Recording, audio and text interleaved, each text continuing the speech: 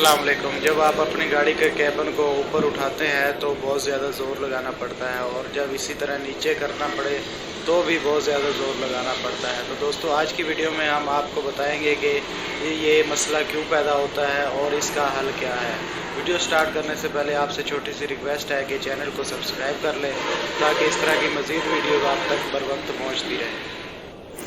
जी दोस्तों, ये मज़दा 3500 का भी यही मसला था। जब इस कैबिन को हम ऊपर करते थे तो बहुत ज़्यादा ज़ोर लगाना पड़ता था, और इसी तरह जब इसको नीचे करना हो तो भी बहुत ज़्यादा ज़ोर लगाना पड़ता था। इसका ये मसला इसी वर्कशॉप में हल कर दिया गया है।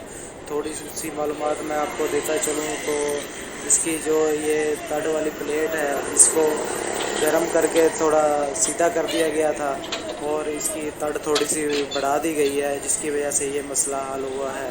किसी मसरूफियत की वजह से मैं इसकी मुकम्मल वीडियो नहीं बना सका।